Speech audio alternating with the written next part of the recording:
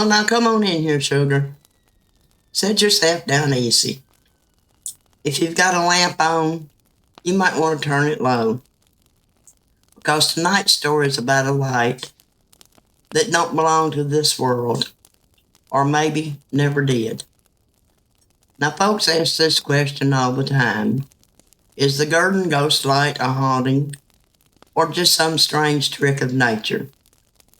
Sugar, that depends on what you want to believe. Just outside the small town of Gurdon, Arkansas, along a lonely stretch of abandoned railroad tracks, something has been seen for nearly 100 years. Since the 1930s, people have reported a light, a floating orb that appears after dark.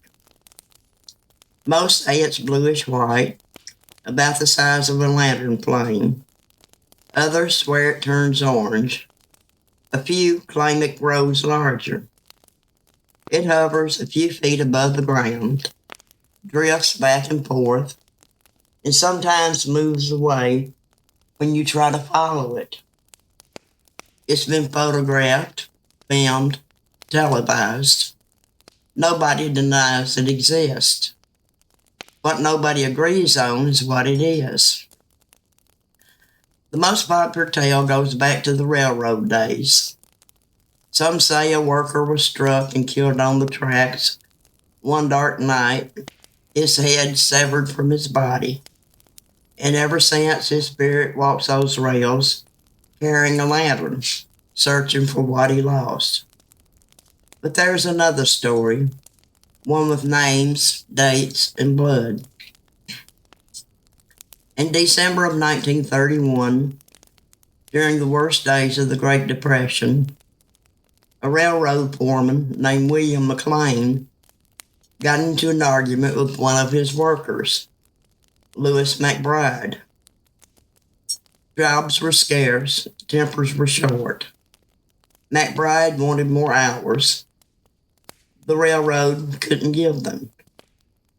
The argument turned violent. McBride struck McCain in the head with a shovel, then beat him to death with a railroad spike maul. Not long after that murder, people began seeing the light. When McBride was convicted and executed by electric chair on July 8, 1932, the sightings intensified.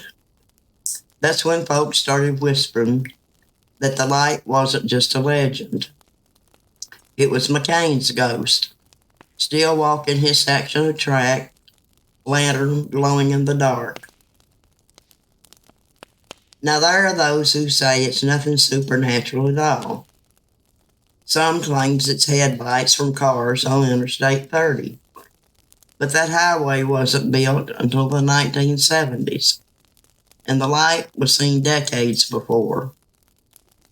Others blame swamp gas, but the light appears in all kinds of weather, summer or winter, wet or dry. One scientific theory suggests the Gurdon Light might be a form of earthquake light caused by underground geological stress. Add the fact that Arkansas soil in this area is rich in quartz crystals, which some believe can amplify energy or light. Sounds reasonable, right up until you see it move. Here's the part Granny wants you to hear clear as day. Getting to the Gurdon Light is not easy. You have to walk a long way in the dark through the woods. You might cross old railroad trestles. You might hear things you can't explain.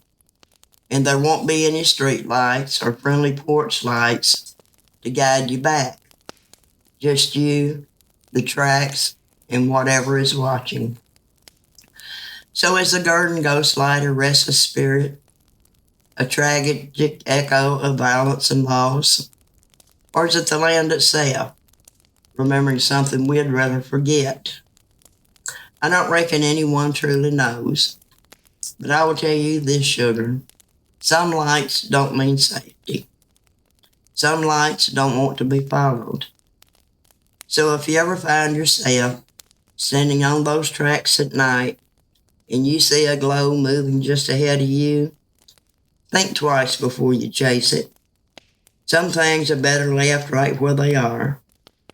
Sleep tight now, my little night owl. And if you see a light tonight, make sure it's one you turned on yourself. You have a good night now.